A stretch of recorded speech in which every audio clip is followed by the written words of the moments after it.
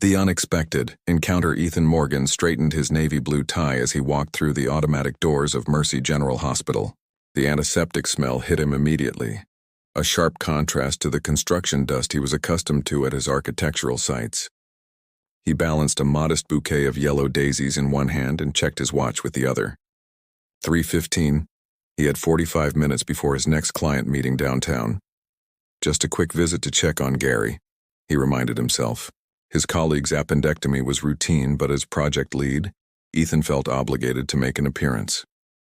The receptionist directed him to the third floor, and he stepped into the elevator, nodding politely at an elderly couple who shared the space.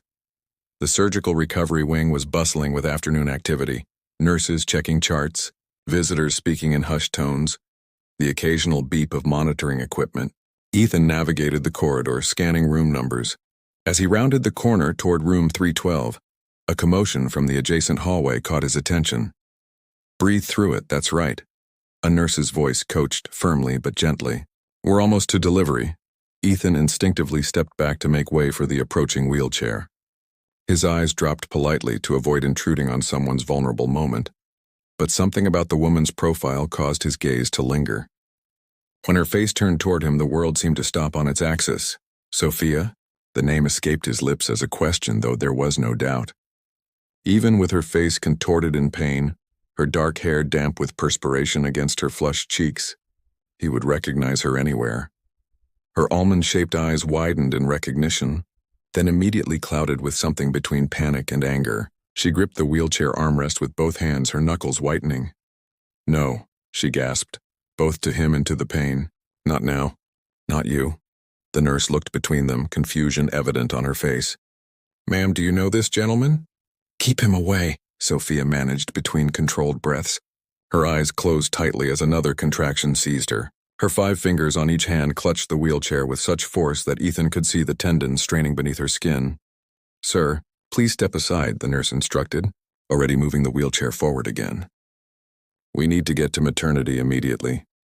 Ethan stood frozen, the forgotten bouquet dangling from his hand.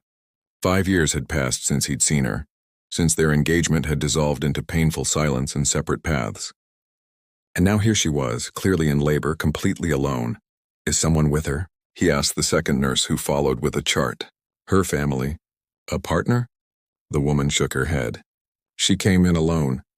We've asked about emergency contacts, but She hesitated, professional discretion stopping her from saying more. The flowers dropped from Ethan's hand as he watched Sophia disappear around the corner. His mind raced with calculations he didn't want to make. 5 years since they'd broken up, 9 months for pregnancy. The timing. "Sir, are you all right?" A different voice broke through his thoughts. Ethan blinked, suddenly aware he was standing motionless in the middle of the busy corridor, his face drained of color. I need to stay," he said, more to himself than to the concerned staff member. "I need to know if she's okay."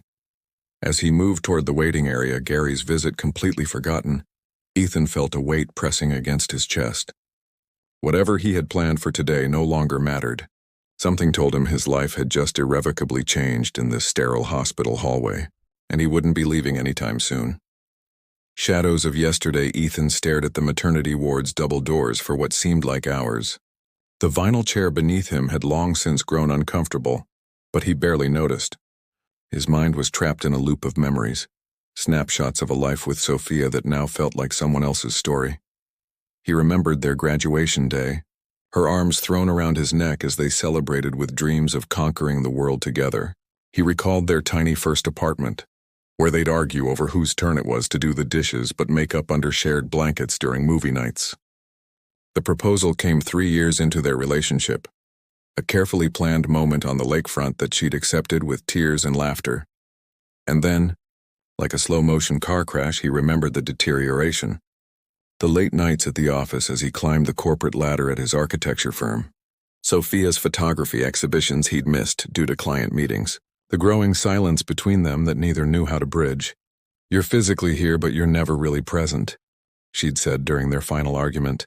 "I can't build a life with someone who has no room for me in theirs." He'd dismissed her concerns, convinced she was overreacting. By the time he realized his mistake, she'd already moved out, leaving only a note and her engagement ring. "Sir?" A nurse's voice pulled him back to the present. Are you waiting for news from maternity? Ethan straightened, hope flaring. Yes, Sophia Chen. She was brought in a few hours ago. Are you family? The nurse's expression was professionally neutral. What was he? Ex-fiancé? Possible father? Stranger? I'm concerned about her. She's alone. The nurse's expression softened slightly but remained firm. I can't share patient information with non-family members. Hospital policy. Could you at least tell her I'm here? That I'd like to help? After a moment's hesitation, the nurse nodded. I'll pass along the message, but it's her choice whether to respond. As the nurse disappeared through the doors, Ethan noticed a small gift shop at the end of the hall. 20 minutes later, he handed a small teddy bear and a note to the same nurse. Just so she knows she's not alone, he explained. The hours crawled by. Shift changes occurred. The waiting room emptied and filled again with new anxious faces.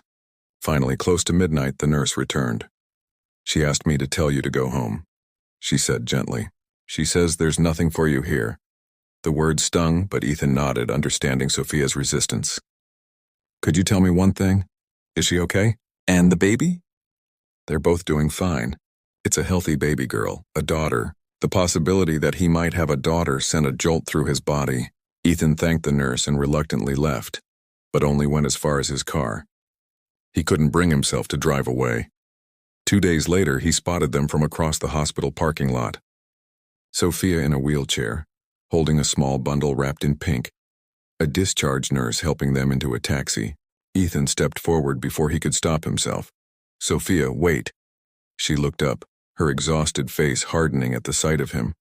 The nurse, sensing tension, paused. Let me help you get home, Ethan offered, keeping his distance. Or if you need anything. What I need, Sophia said quietly, her voice steady despite her evident fatigue, is for you to respect that this isn't your concern. Please, Ethan, just go.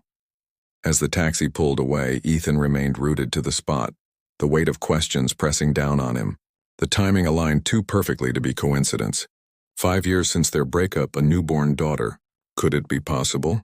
And if so, why would Sophia keep this from him?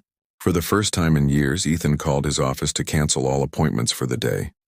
Some things, he realized far too late, were more important than work. Truth between the lines, Sophia's brother Marcus hadn't changed much in 5 years. Still the same suspicious glare when he opened his apartment door to find Ethan standing there. His 2 arms crossed defensively over his chest, his stance protective. You've got some nerve showing up here, Marcus said, not inviting him in. I need to talk to you about Sophia. Ethan stood his ground. I saw her at the hospital. A flicker of something, resignation perhaps, crossed Marcus's face. He sighed and stepped aside. I told her this day would come eventually. Inside, Ethan declined the offered coffee, too anxious for pleasantries. The baby, he began directly. Is she mine? Marcus studied him, his 5 fingers drumming against the kitchen counter. Why would you think that? The timing fits. And why else would Sophia react so strongly to seeing me? Marcus remained silent for a long moment, seemingly weighing his loyalty to his sister against something else. Finally, he spoke. She found out she was pregnant about 3 weeks after you two broke up. The confirmation hit Ethan like a physical blow. Why didn't she tell me? Really? Marcus's voice held no sympathy. You were already checked out of the relationship months before it officially ended. She watched you choose your career over her repeatedly. Why would she believe a baby would change that? Ethan sank onto a nearby chair, his legs suddenly unstable. I had a right to know. Rights? Marcus laughed bitterly. You lost those when you broke her heart. She decided her child deserved better than a part-time father who'd always prioritize work. The harsh assessment stung because Ethan recognized the truth in it. He'd been ambitious, driven, convinced that building his career was building their future. Somewhere along the way, he'd forgotten to include Sophia in that vision. I've changed, Ethan said quietly. Everyone says that when consequences catch up to them. Where is she staying? I need to talk to her. Marcus shook his head. She doesn't want to see you. She's raising my daughter, Ethan insisted, a new determination in his voice. I'm not asking to disrupt their lives, but I can't just walk away knowing this. Something in his tone must have reached Marcus, who reluctantly scribbled an address on a scrap of paper. A chance at what? Sophia challenged. Dropping in when it's convenient? Making promises you'll break when work calls? Ethan met her gaze directly. A chance to be better than who I was 5 years ago. I'm not asking for your forgiveness or for us to be together. I'm asking for the opportunity to be there for Lily, and to support you however you'll allow me to. Sophia studied him for a long moment. I need to think about this. She rose to leave, then paused. For what it's worth, she has your eyes. The simple statement left Ethan, the fragile bridge. The legal document felt heavy in Ethan's hands. A paternity acknowledgement that granted him rights, but also spelled out responsibilities. He'd suggested it himself, wanting to show Sophia his commitment was more than just words. She'd been surprised but cautiously appreciative of the gesture. I'm not looking for financial support, she'd clarified during one of their increasingly regular meetings. I've been supporting us just fine. I know, he'd responded. This isn't about money, it's about responsibility. Their arrangement began cautiously. Supervised visits once a week in Sophia's aunt's living room, where Ethan would sit cross-legged on the floor, marveling at 3-month-old Lily's curious eyes and tiny fingers. Each time, Sophia watched from a distance, her expression guarded but gradually softening as she observed their interactions. Ethan rearranged his entire professional life, delegating projects and turning down high-profile assignments that would require excessive hours. His colleagues noticed the change, but he offered no explanations beyond personal priorities. The fragile trust between them strengthened imperceptibly until the night Lily developed a sudden high fever. Ethan answered Sophia's panicked call at 2 a.m., meeting them at the emergency room within 20 minutes. Throughout the night, they sat together in the pediatric ward, the previous awkwardness between them dissolved by shared concern. When the doctor diagnosed a minor ear infection and prescribed antibiotics, their mutual relief created a moment of unexpected intimacy. Sophia briefly leaning against Ethan's shoulder, his arm automatically steadying her. You didn't have to stay all night, she said as dawn broke through the hospital windows, Lily finally sleeping peacefully in her arms. Yes, I did, Ethan replied simply. There's nowhere else I would have been. The look she gave him held something new, a tentative acknowledgement that perhaps he had changed after all. As Lily recovered, their co-parenting arrangement expanded. Ethan began taking Lily for longer periods, learning through trial and error how to change diapers and prepare bottles. Sophia found herself automatically texting him small updates and photos throughout the day. When Lily spoke her first word, "Dada," during one of their afternoon visits, Ethan's eyes filled with tears. Sophia, witnessing the moment, felt her carefully constructed walls begin to crumble. She recognizes you, Sophia said softly. She knows who you are. Thank you, Ethan replied, understanding the deeper meaning. For allowing me to be her father. The moment hung between them, charged with unspoken feelings. Ethan's eyes met Sophia's, and for a heartbeat 5 years seemed to disappear. But neither was ready to acknowledge what was happening. The gradual, undeniable reemergence of feelings they had both tried to bury. Instead, they focused on Lily, their shared love for her becoming the bridge that slowly, carefully brought them back into each other's lives. With tears in his own eyes long after she'd gone, healing hearts, Lily's first birthday arrived with spring, transforming Sophia's new apartment into a celebration of pink balloons and stuffed animals. Ethan arrived early to help set up, moving seamlessly through the space as if he belonged there. The cake delivery is late, Sophia noted, checking her watch with a frown. I'll call them, Ethan offered, already reaching for his phone. Their synchronized problem-solving had become natural over the months, a wordless choreography of co-parenting that sometimes felt like something more. As guests arrived, mostly Sophia's family and a few friends, Ethan felt Marcus watching him. The brothers' initial hostility had gradually transformed into cautious acceptance as he witnessed Ethan's consistent presence. You proved me wrong, Marcus admitted quietly as they stood by the refreshment table. I didn't think you'd stick around. Neither did I, came a soft voice from behind them. Sophia had approached unnoticed, Lily balanced on her hip. But he did. The simple acknowledgement meant more to Ethan than any elaborate praise could have. He reached for Lily, who came willingly into his arms, her small hands patting his cheeks as she babbled happily. "Got a cake?" she demanded, pointing toward the kitchen with the precise aim of her tiny index finger. The adults laughed, the moment light and perfect, until it wasn't.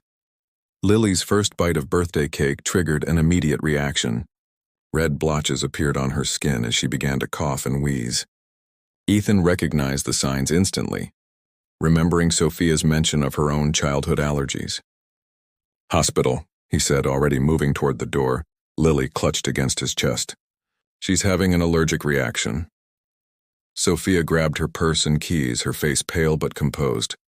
"My car's closer." The guests stood stunned as the three rushed out, a family united by crisis. At the hospital, the same one where they had reconnected a year earlier, the emergency team worked quickly. An antihistamine injection brought relief, Lily's breathing normalizing as the hives gradually faded. Through it all, Ethan and Sophia remained by her side, one of them always touching her, reassuring her with their presence.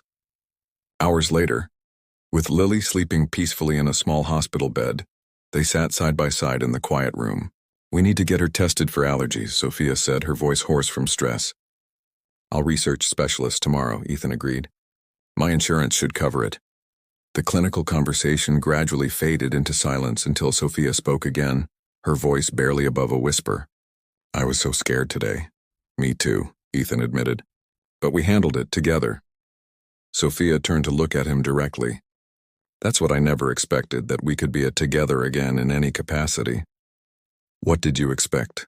he asked gently. "I expected you to be the same person who couldn't make time for our relationship, who would eventually decide Lily and I weren't worth the sacrifice."